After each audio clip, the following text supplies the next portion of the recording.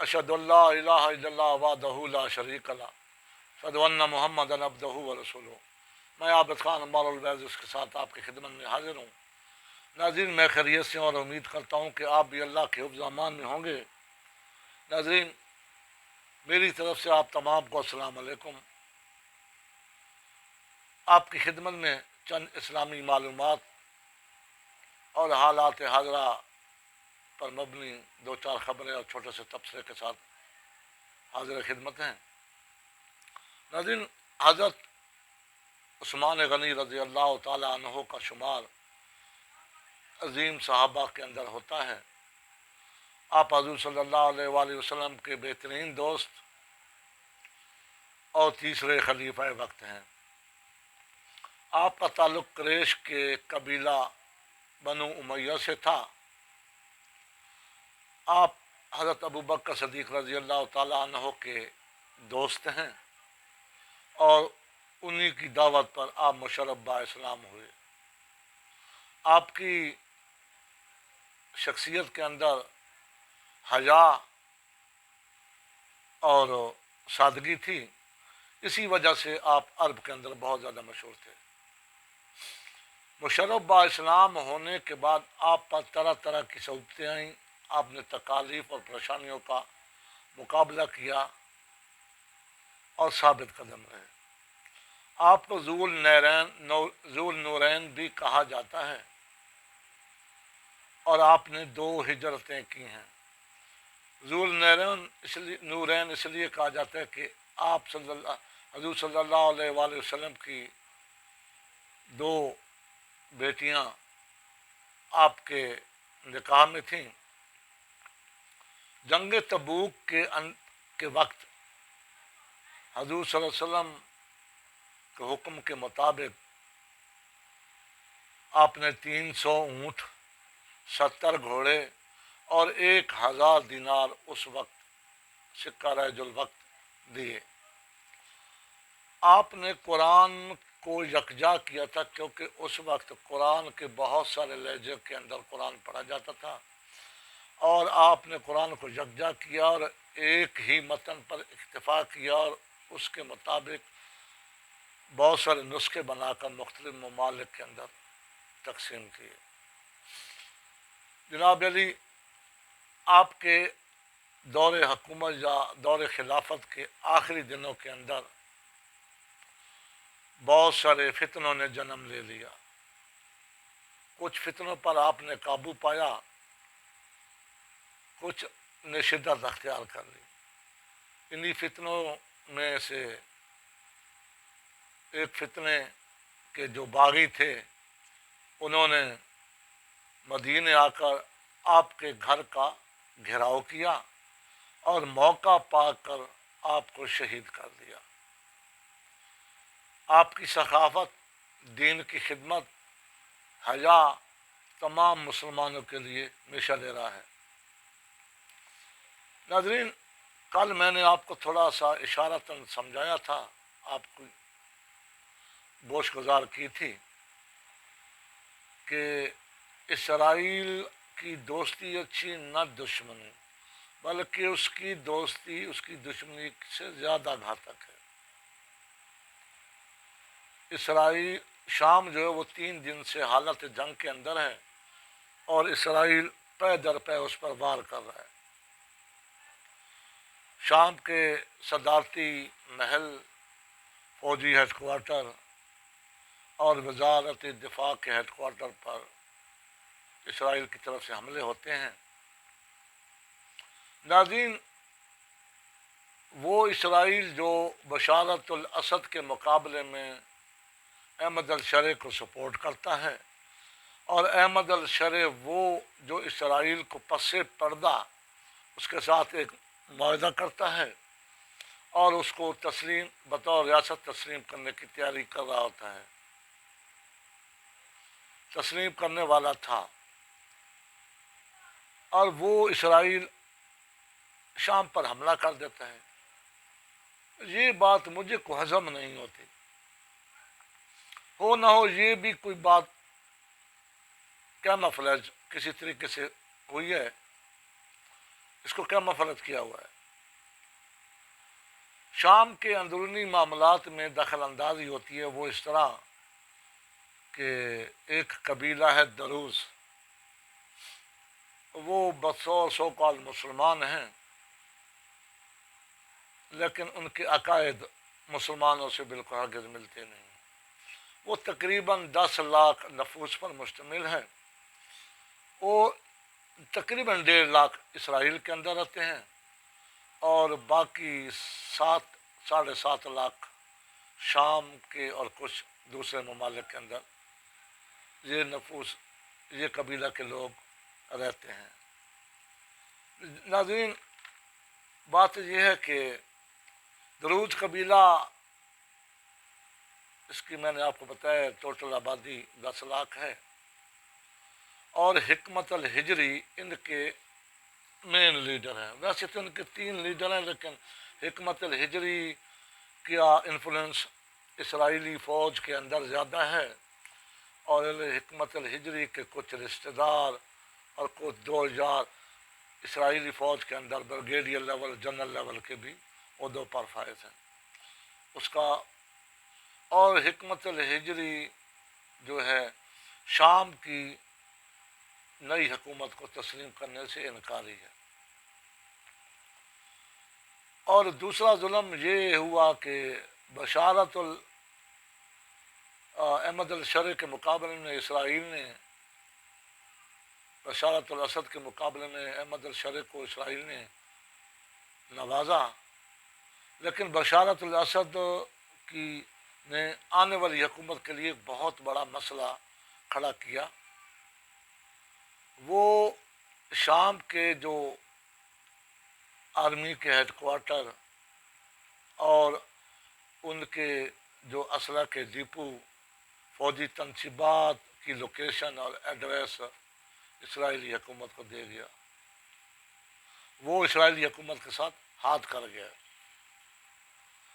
اب اسرائیل دروز قبیلے کی حما پر شام پر حملہ کرتا ہے، میری بات یہ سمجھ سے بالا تر ہے۔ کل میں نے آپ کو یہ بات بھی آپ کے گوش گزار کی تھی کہ اسرائیل کے جو حکمران ہیں نا، ان کی پالیسی ہمیشہ ڈیول رہی ہے۔ وہ ایک طرف امداد دیتے ہیں، نوازتے ہیں، پیسہ دیتے ہیں، لالچ دیتے ہیں، اور دوسری طرف جنگ کی دھمکیاں دیتے ہیں۔ نوازنے کے عمل کے دوران وہ بنیادی طور پر، اندرونی طور پر جو ہے نا، وہ اس کو کہتے ہیں سہولت کاری کو استعمال کرتے ہیں، اور دروز قبیلہ بھی شام کے اندر اس کی سہولت کاری کر رہا ہے، اندرونی سہولت کاری۔ اب مجھے لگتا ہے کہ احمد الشرع کے ہاتھ سے نا گولان اور سویدا کے علاقے نکل جائیں گے، اور یہ جنگ اب طول پکڑے گی۔ بعض اطلاعات کے مطابق ترکی نے بھی اپنی فوجیں اپنے بارڈروں پر تعینات کر دی ہیں، اور احمد الشرع نے بھی میرے خیال میں اسرائیل کے خلاف اب وہ مزاحمت کر رہا ہے، کچھ تڑیاں مڑیاں بھی اس کو دی ہیں۔ لیکن یہ ہے کہ شام کی اب خیر نہیں ہے، اور چلو شام کے ساتھ، وقت کے ساتھ جو ہوگا دیکھا جائے گا، وہ اللہ تعالیٰ بہتر جانتا ہے۔ لیکن اگر اسرائیل شام کو قابو کر لیتا ہے تو اگلا نمبر ترکی اور پھر ہمارا ہے۔ تو ہمیں چاہیے کہ ہم وقت سے پہلے ہوشیار ہو جائیں کہ بڑی معذرت کے ساتھ کہ ہم احمد شاہ رنگیلا کی طرح بدہوش پڑے رہیں اور دشمن ہمارے سر پر آ جائے تو اس وقت کچھ نہیں ہو سکتا۔ سمجھدار آدمی کا کام ہے کہ وقت سے پہلے ہوشیار ہو جائے۔ دوسری بات خبر یہ ہے کہ ناظرین آج کل جو کے پی کے اسمبلی کے اندر جو حشر ہو رہا ہے بڑی معذرت کے ساتھ اچھا نہیں سمجھتا، لیکن یہ کہ آج کل جو حالات ہو رہے ہیں اس پر تھوڑا سا کے پی کے اسمبلی کے اندر یا کے پی کے اندر جو حالات ہو رہے ہیں اس پر تھوڑی سی روشنی ڈالتے ہیں۔ 25 ارکان جو ایک سال سے کے پی کے اسمبلی، وہ 25 جو مخصوص ارکان تھے کے پی کے اسمبلی کے جو ہے نا اسپیکر، وہ ایک سال سے ان سے حلف نہیں لے رہے تھے۔ اب کے پی کے اسمبلی کے کچھ ارکان، پی ٹی آئی کے ارکان پشاور ہائی کورٹ بھاگ گئے، تو پشاور ہائی کورٹ نے حکم دیا کہ ان سے حلف لیا جائے۔ اب احمد کریم کنڈی صاحب جو ہے نا وہ انتظامات کر رہے ہیں ان 25 ارکان سے حلف لینے کا۔ میرا خیال میں وہ حلف ہو بھی چکا ہوگا، جب تک میری ویڈیو آپ تک پہنچے گی وہ حلف ہو چکا ہوگا، لیکن یہ 25 ارکان پچھلے ایک سال سے دھکے کھا رہے تھے۔ اب یہ ہے کہ اس کے بعد سینٹ کے الیکشن ہونے ہیں 24 تاریخ کو غالباً 11 سیٹیں ہیں۔ کچھ خبریں آئی تھی کہ موقع ہو رہا ہے حکومت اور ان کے درمیان، وفاقی حکومت اور ان کے درمیان۔ ان کی وفاقی حکومت نے کہا کہ 6 آپ لے لیں اور 5 ہمیں دے دیں۔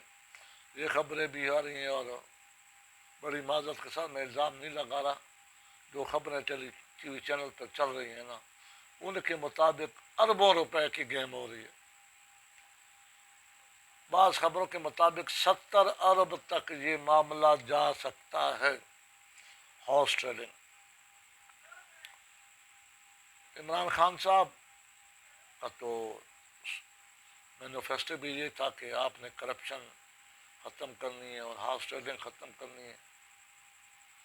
تو خان صاحب یہ کیا ہو رہا ہے؟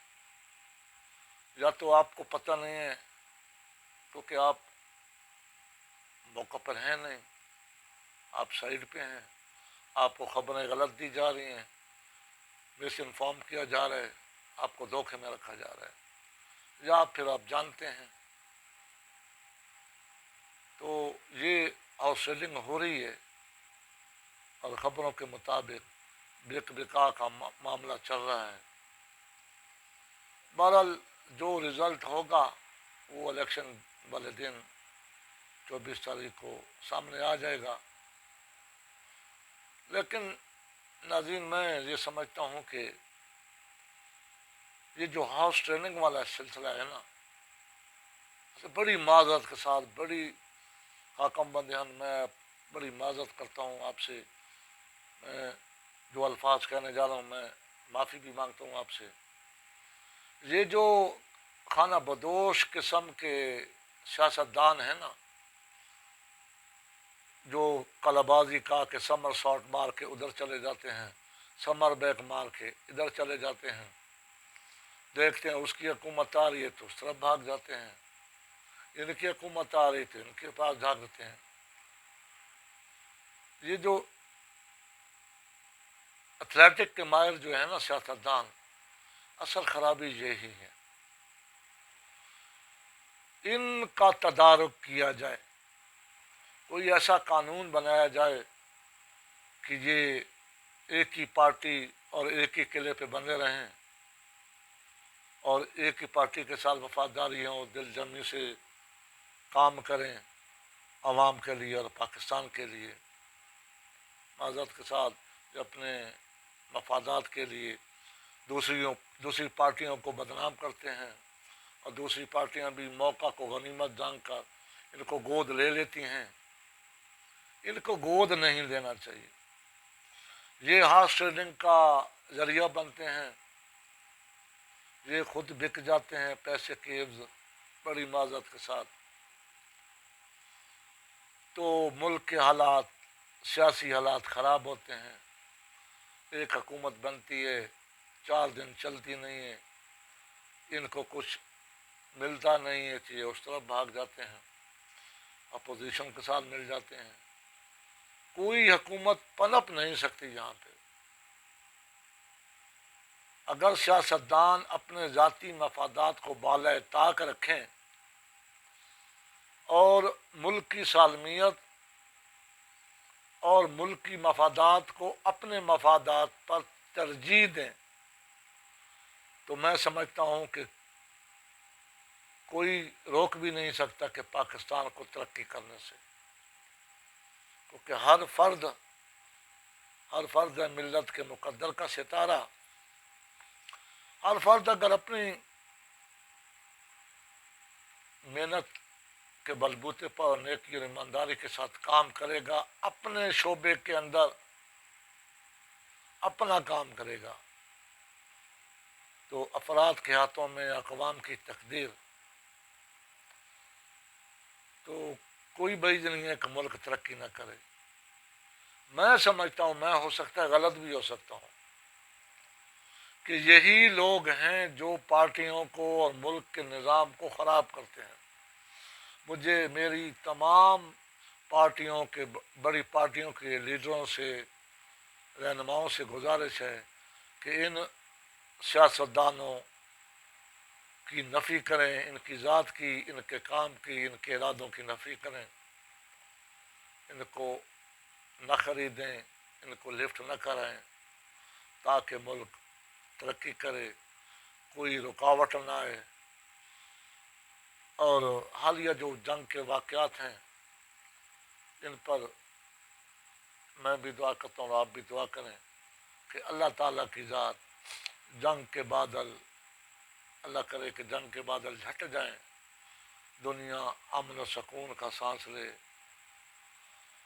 ناظرین، اسرائیل کے اندر بھی انسان ہیں، شام کے اندر اور پاکستان کے اندر، پوری دنیا کے اندر حضرت انسان ہے، اور جان میری ہے یا جان تیری ہے، خون میرا ہے یا تیرا ہے، خون ایک ہی رنگ کا ہے، وہ ہے لال۔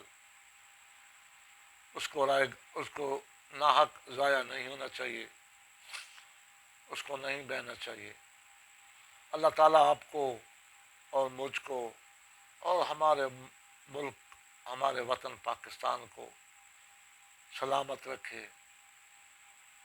میں انہی الفاظ کے ساتھ آپ سے اجازت چاہوں گا۔ وما علینا الا البلاغ۔ اللہ حافظ۔